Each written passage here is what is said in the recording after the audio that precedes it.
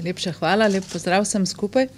Jaz bom pogledala na teh 20 let z perspektive predvsem zunanjega opazovalca, spremljevalca nastajanja obrambnega sistema Republike Slovenije, pa seveda tudi z perspektive tistega, ki je čisto na koncu teh 20 let imel priložnost aktivneje vstopiti v ta sistem in ga tudi dograjevati.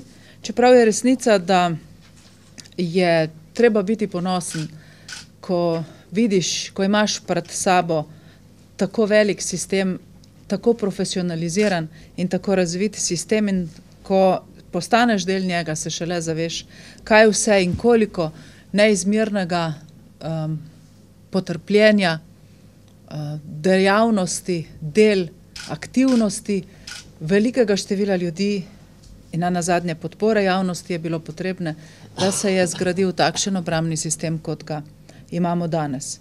Jaz bi poudarila 4 ključne točke teh 20 let delovanja ne samo Slovenske vojske, ampak obrambnega sistema v celoti v samostojni Sloveniji.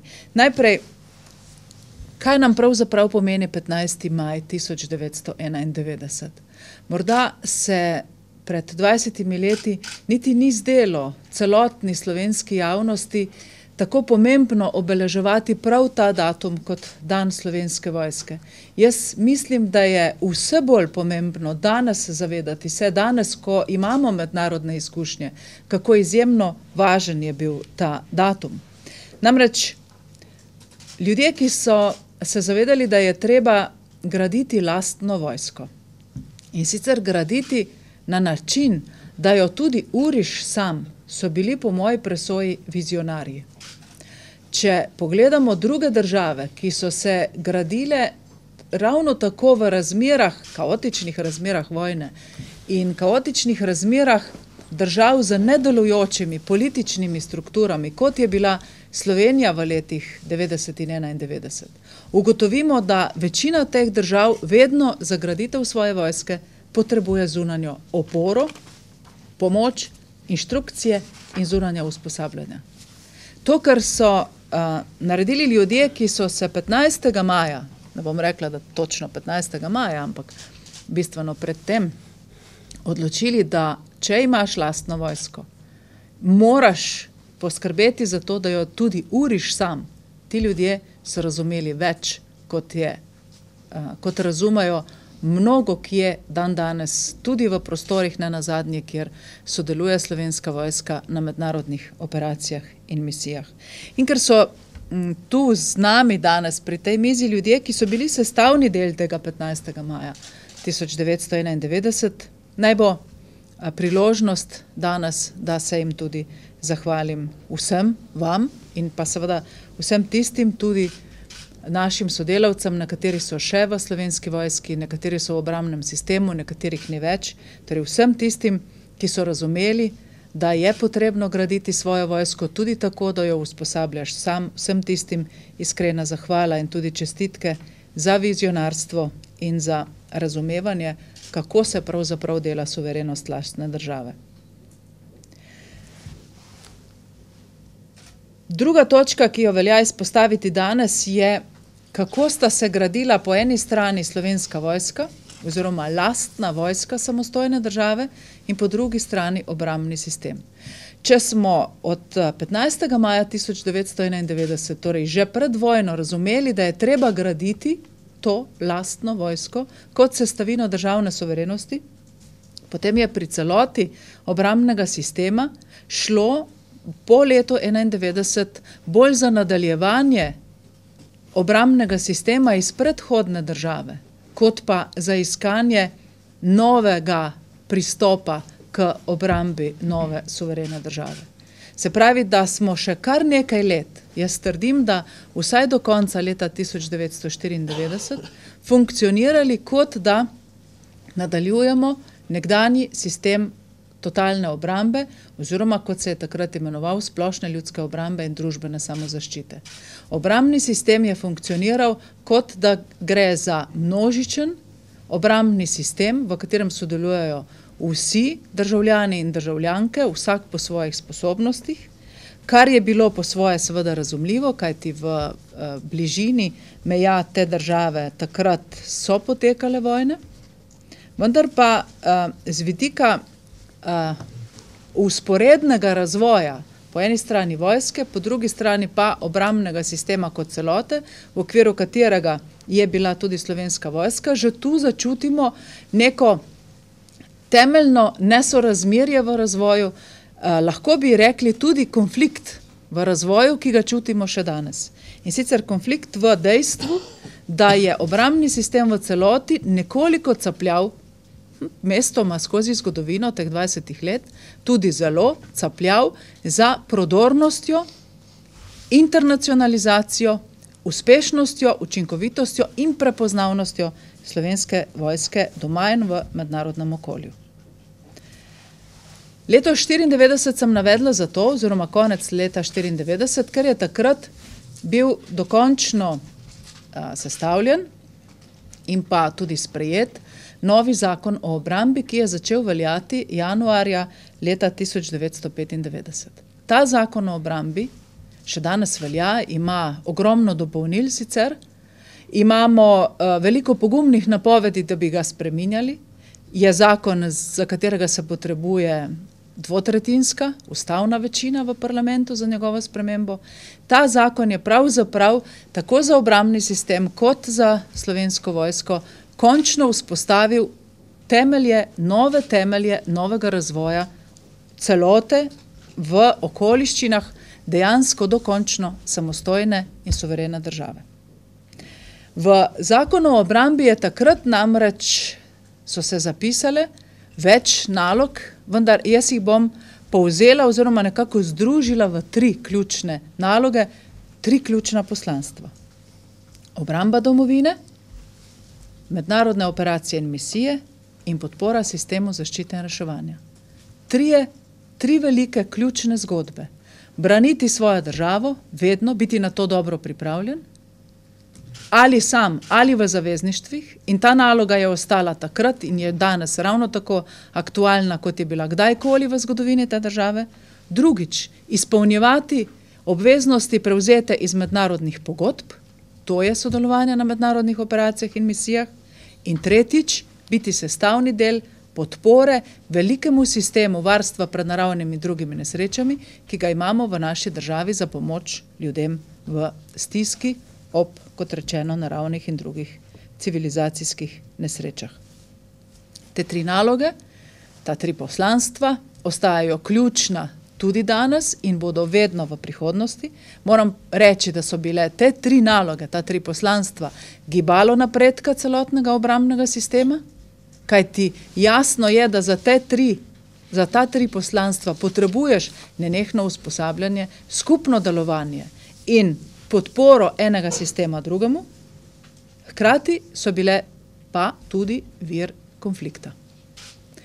Namreč v obrambnem sistemu in tudi deloma v Slovenski vojski so ostajali še vedno živi pogledi, ki so menili, da je delati za nacionalno obrambo ali delati za obrambo domovine nekaj drugega, kot delati za izpolnjevanje mednarodnih pogodb. Torej, v delu ljudi, tako v obrambnem sistemu, kot v Slovenski vojski, in moram reči, da tudi v delu naše javnosti, dolgo časa ostaja živa predpostavka, tudi danes, nekateri še tako mislijo, da gre pravzaprav za 2 poslanstvi, ki se izključujejo. Resnica je, da se ne samo ti 2 poslanstvi, se pravi obramba domovine in sodelovanje v mednarodnih operacijah in misijah, dopolnjujeta. Resnica je, da se vse 3 poslanstva zelo dopolnjujejo. Tretja stvar, ki jo moram omeniti, je, kako se je v teh 20 letih obnašala politika, tako do Slovenske vojske, kot do celotnega obrambnega sistema. To se vidi skozi zagotavljanje vsaj 3 vrst podpor. Finančne, kadrovske in pa, recimo temu, moralne, psihološke podpore. Kar se tiče finančnih virov, je zanimivo, da je obrambni sistem od svojega nastanka dalje pridobival sredstva. In resnica je, da je del tega svojega razvoja finančna sredstva porabljal manj transparentno, del tega svojega razvoja v zadnjih letih pa zelo transparentno in z zelo velikim nadzorom. Ni nobenega drugega porabnika javnih sredstev v naši državi, ki bi imel vsaj 3 do 4 filtre, preko katerih gre čisto vsak denar, ki se ga v tem sistemu porabi. Politiki še vedno trdijo, da je premalo nadzorovan.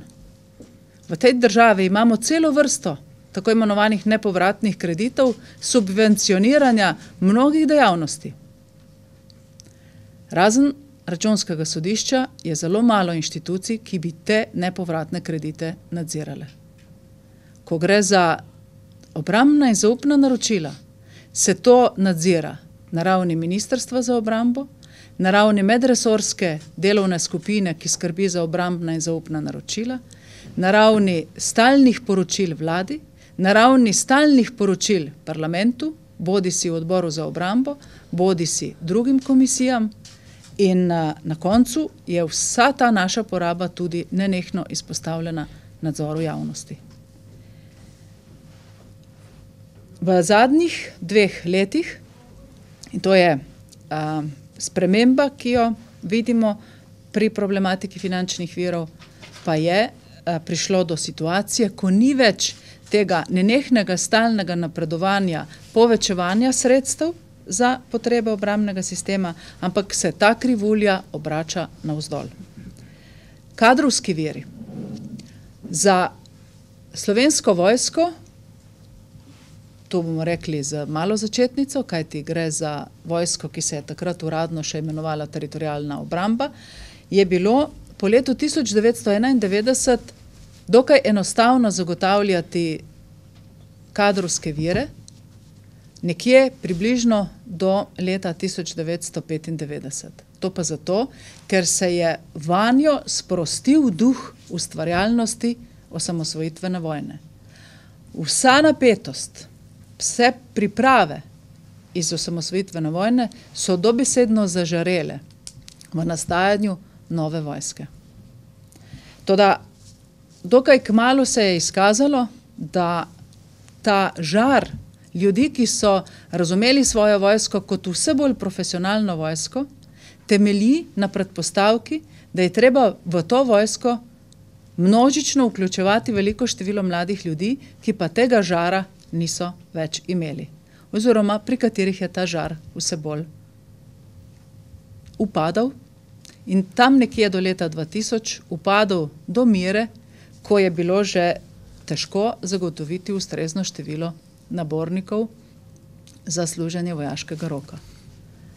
In preobrat, ki se zgodi na začetku, torej v letih 2000, 2001 in 2002, ta preobrat v bistvu da novo, ne bom rekla samo upanje, ampak tudi da novo vizijo in novi žar Slovenski vojski. In to je prehajanje na popolno poklicno popolnjevanje. Ta novi pristop znova prinese ogromne količine mladih ljudi, ki so zainteresirani za poklicni vstop. Toda, to je samo sprostitev nabranih želja vseh tistih, ki so morda dolga leta sanjali o možnosti, da bi delali v vojski, pa te priložnosti niso dobili. Ta sprostitev, ta nova ustvarjalnost poide, ta sapa poide tam nekje leta 2007 in od takrat dalje se boj za nove profesionalce, za nove pripadnike poklicne vojske znova začenja. Traja še danes, je uspešen, zavedamo pa se, da je na pridobivanju teh novih, mladih ljudi, profesionalcev, treba nenehno in stalno delati. Podpora javnosti oziroma moralna podpora ali moralni viri in odgovornost politike do obrambnega sistema in Slovenske vojske. Na tej točki prihaja do nihanj. Ta nihanja so povezana z samim razvojem obrambnega sistema, toda lahko rečemo, da je v obdobju po spremembi načina popolnjevanja Slovenske vojske, torej po letu 2002-2003 in naprej, prišlo do stalnega naraščanja, povečevanja stopnje zaupanja v Slovensko vojsko in posledično tudi v obrambni sistem. To rahlo povečevanje vodi v zanimiv paradoks. Povečevanje zaupanja ne pomeni po drugi strani tudi hkrati povečevanje števila interesentov za vstop v vojaške vrste, pomeni pa povečevanje števila interesentov za vstop v obrambne vrste. In to je posebnost. Kajti vse bolj se zdi, da pri mladih postaja jasno, da je vojaški poklic sedaj v poklicni vojski zelo zahteven, poklic, ki zahteva zelo veliko žrtvovanja, da pa je poklic v obrambnem sistemu ali delati v obrambnem sistemu v podporo temu sistemu vojaške obrambe, da je more biti nekoliko lažje, vsekakor pa zelo zanimivo in zelo privlačno za mlade ljudi. Zagotovo pa manj zahtevno, povezano tudi z manj žrtvami. Nažalost so vrata odprta danes, v letu 2011, predvsem še v vojaški sistem, medtem ko v obrambni sistem pa vrata skorajda za mlade ljudi niso več odprta. In še zadnja stvar. Obrambni sistem, ki pravim, da je bil vedno v neke vrste zamiku za Slovensko vojsko, mora na eni točki narediti sedaj daljše korake, kot jih je delal v preteklosti. Namreč Slovenska vojska se vseh 20 let pospešeno profesionalizira v vseh pogledih. Na ravni strokovnosti, na ravni notranje kohezije, na ravni notranje samostojnosti, avtonomije, profesionalne kulture, obrambni sistem v celoti je pa v tem smislu še v zaostanku. Torej tu v profesionalizaciji obrambnega sistema v celoti potrebujemo še veliko vzpodbud, ki jih je vojska zmogla, ostali deli obrambnega sistema pa manj. Pohvaliti pa moram še eno spoznanje iz teh let, ko sem sestavni del tega sistema, in sicer, da sta dva stebra nacionalne varnosti v tem ministrstvu in hkrati v celotnem sistemu nacionalne varnosti te države v zadnjih letih dojela, da lahko funkcionirata samo skupaj. In to sta sistem vojaške obrambe in sistem varstva pred naravnimi in drugimi nesrečami. To je obet za prihodnost, to je obet, ki nam znova združuje in presega star konflikt med nacionalno obrambo in zaščito in reševanjem in pa sodelovanjem v zavezništvu. Obet, ki pravi, da tudi naravne nesreče ne poznajo meja. In zato na obeh področjih potrebujemo profesionalizacijo, internacionalizacijo in obvezno, nujno sodelovanje.